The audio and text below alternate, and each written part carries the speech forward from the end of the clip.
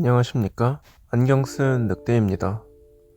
최근 몇 주간은 명작을 돌아보다를 너무 남발하는 것 같아 죄송합니다. 본래 조금씩 진행하려던 코너였지만 리뷰하기에 좋은 게임을 찾지 못해 또 명작을 돌아보다를 꺼내들게 되었습니다. 죄송하게 생각합니다. 곧 따끈따끈한 게임을 리뷰하는 것으로 찾아뵙도록 하겠습니다. 젤다의 전설은 본디 우리나라 안에서는 인지도가 그다지 높지 않았던 것으로 기억합니다. 젤다의 전설 야생의 숨결이 발매되자 우리나라에서의 인지도가 급격히 상승했다고 할 수 있습니다. 제 어린 시절에도 젤다의 전설 시리즈는 분명 유명하고 또 닌텐도의 간판이라고는 알고 있었지만 실제로는 그렇다고 느끼지 못하는 시리즈였습니다. 같이 닌텐도의 간판이라고 불리는 마리오, 포켓몬, 커비 등은 아이들도 타이틀을 한두 개씩은 가지고 있었지만 유독 젤다의 전설은 찬밥 신세였던 기억이 있습니다. 유일하게 알고 있어도 몽환의 모래시계 정도만 알 따름이었죠. 제가 생각하는 이것에 대한 원인은 첫 번째로 국내에서 닌텐도가 대유행하게 된 DS 이후로 젤다의 전설이 우리나라 게이머들에게 어필할 만한 타이틀을 내지 않았기 때문이 아닐까 생각해 봅니다. 먼저 DS를 접하게 된 당시에 저를 포함한 I세대에게 어필하기에 부족했습니다. 사실 젤다의 전설은 딱 생각했을 때 떠오르는 캐릭터가 부족한 게 사실입니다. 우리가 사랑했던 마리오, 포켓몬, 커비 등은 떠올리기 쉽고 특징이 강한 캐릭터들이 주요한 게임들입니다. 하지만 젤다의 전설은 게임의 이미지로 먼저 접했을 때는 캐릭터들이 조금 수수해 보이는 것이 사실입니다. 링크가 웃겨 보일 수도 있는 녹색 착장을 하고 있다는 정도가 기억에 남지만 사실 이미지로만 어필하기엔 부족하다고 느껴집니다. 그래서 젤다의 전설은 우리 아이들에게는 쉬이 선택되지 않았던 것입니다.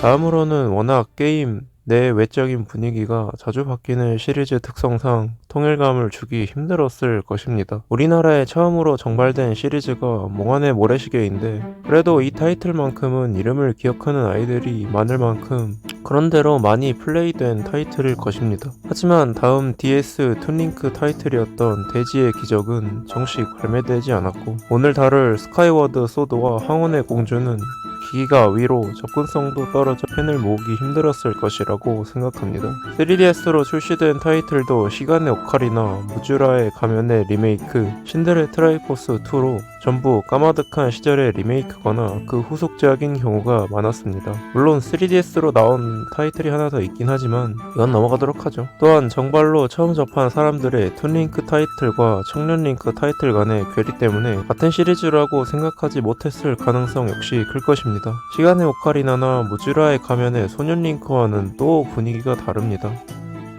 이는 시리즈에 익숙한 팬들에게는 적절한 변주로 다가오겠지만 멀리서 봤을 때는 같은 시리즈가 맞는 건가 하는 생각이 들 수도 있을 것입니다. 그렇게 우리나라에서의 인지도가 시들시들하던 때에 닌텐도는 스위치를 발매하는 시기까지 왔고 또 젤다의 전설 역시 야생의 숨결로 이미지를 쇄신하는데 성공했습니다. 야생의 숨결로 팬이 된 분들은 자연스레 구작에도 관심이 갈 것입니다. 그리고 오늘은 그 구작들 중 굉장히 기념비적인 작품인데다 우수한 작품인 젤다의 전설 스카이워드 소드를 돌아보는 시간을 가져보도록 하겠습니다. 내용의 특성상 젤다의 전설 시리즈에 스포일러가 포함되어 있을 수 있다는 점 주의 바랍니다. 그럼 시작하겠습니다.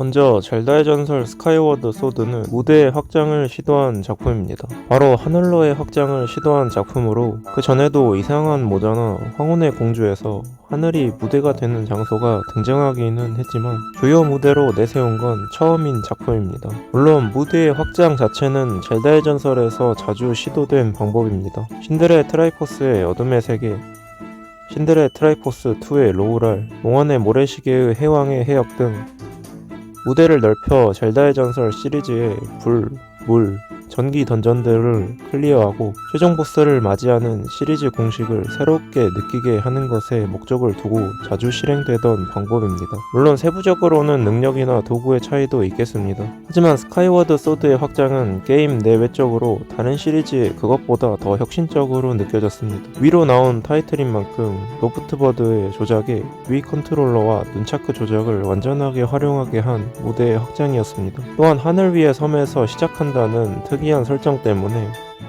하늘 아래에 있는 것이 하이랄이 될 대지라는 것을 알고 있는데도 하늘 아래가 궁금해집니다. 하늘맵에도 검은 구름으로 뒤덮여 있는 정란운과 같은 요소가 호기심을 끊임없이 자극합니다. 이건 구름 아래라는, 즉 플레이어에게 하여금 추락의 위험을 느끼게 하는 곳, 정란운 안이라는 미지의 위험을 느끼게 하는 요소입니다. 아이러니하게도 게임적 호기심은 그 장소가 위험해 보일수록 증가됩니다. 예를 들면 포켓몬스터에서 포켓몬 없이 숲풀에 들어가는 것은 위험해 같은 대사를 보여주는 것, DP의 숲의 양옥집이나 217번 도로, 천관산과 같은 맵이 그것입니다. 실제로는 마을이 하늘에 위치해 있다는 것 정도지만 그것이 가져다주는 효과는 실제로는 더 거대한 것입니다. 그리고 스카이워드 소드는 진정한 의미에서 확장을 했다고 말할 수 있습니다.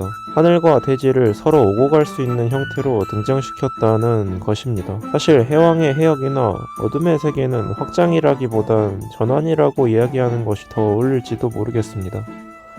확장이라고 했지만 실제로는 무대를 다른 곳으로 옮긴 시점으로 진행되는 것이라는 이야기입니다. 어둠의 세계도 사실 맵 전역을 놓고 봤을 때는 하이랄과 거의 동일하다는 맹점이 있습니다. 실제로 스카이워드 소드 이후 출시된 신들의 트라이포스 2의 로우, 말할 것도 없는 야생의 숨결에서는 스카이워드 소드의 시도가 성공적이었다는 것을 보여준다고 할 수 있습니다.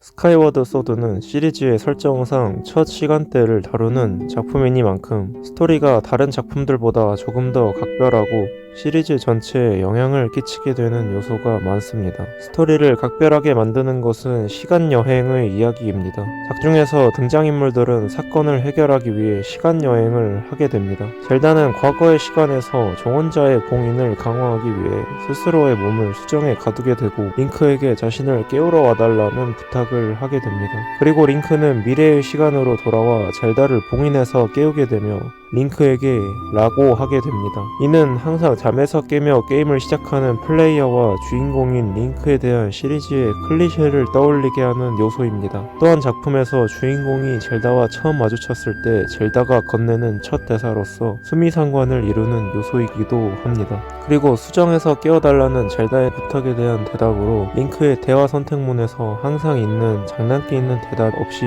전부 진지한 선택지만 있는 것도 인상적입니다. 사실상 젤다의 전설이라는 타이틀이 무색하게 스토리적 비중이 부족했던 젤다의 클리셰도 비튼 좋은 장면입니다. 이 구도는 이후 젤다의 전설 왕국의 눈물에서 다시 한번 보여준 바 있습니다. 또한 시간의 신전의 노인이 인파였다는 것도 복선을 잘 설치해 놓은 요소입니다. 첫 만남부터 젤다의 것과 같은 눈에 띄는 팔찌가 복선으로 잘 설치되어 있습니다. 파이라는 마스터 소드의 영혼의 등장인물로 직접 등장하게 된 것도 캐릭터 자체가 시리즈 전체를 아우르는 일종의 메타적인 역할을 하고 있습니다. 젤다의 전설 시리즈의 모든 작품의 의아했던 부분을 파이로 해결하고 있습니다. 어째서 작품 간의 설정에서 충돌이 일어나는지는 인간의 말로 구전된 것은 믿을 것이 못 된다 같은 대사로 해결하고 있습니다. 또한 시리즈의 개연성도 담당하고 있습니다.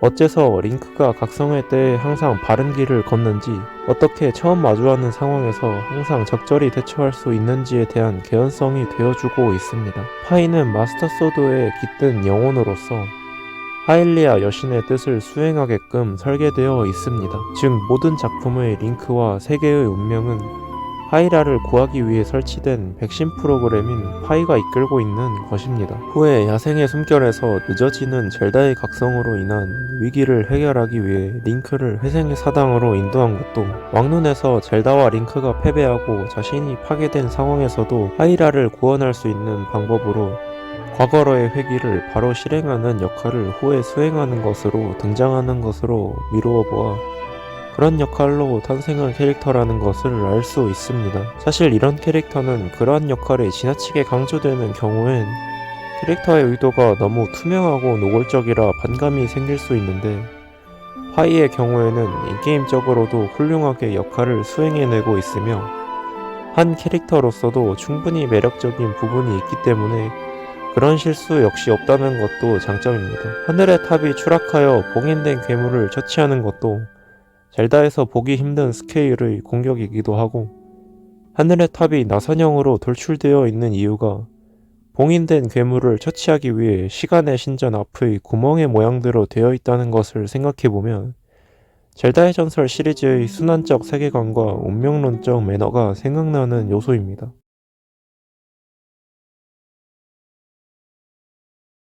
젤다의 전설을 포함하는 닌텐도 게임 전반에 대한 제 생각은 호소력이 짙다는 것입니다. 어떻게 보면 굉장히 흔한 포맷의 게임이기도 하지만 게임의 초반부터 엔딩까지 몰입이 잘 되는 게임은 닌텐도가 거의 유일하게 지속해서 만들어내주고 있습니다. 고대의 대석골 던전처럼 불교적 색채도 느껴지고 공포스러운 분위기도 동시에 전달하는 식으로 게임의 분위기도 다양한 것이 좋았습니다. 사이렌이라는 컨텐츠도 비슷한 흐름으로 굉장히 좋은 부분이라고 생각합니다. 게임의 퍼즐 요소나 컨트롤러를 휘두르는 방향으로 게임 안의 검이 휘둘러지고 또 그게 중요하기도 한 것도 당시에 나름 혁신적인 요소였지만 리뷰에서는 다루지 않았습니다. 퍼즐 요소나 도구의 활용도 담지는 않았지만 역시 좋은 요소입니다. 사실 젤다의 전설 시리즈는 거의 대부분의 시리즈에 만점을 주었을 만큼 그 파괴력이 강력한 IP입니다. 그리고 스카이워드 소드는 스위치로 리마스터된 작품이기 때문에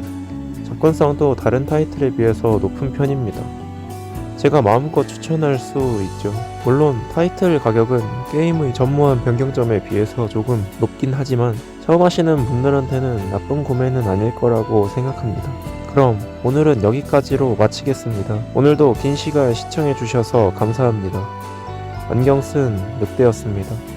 다음 영상도 기대해주시면 감사하겠습니다.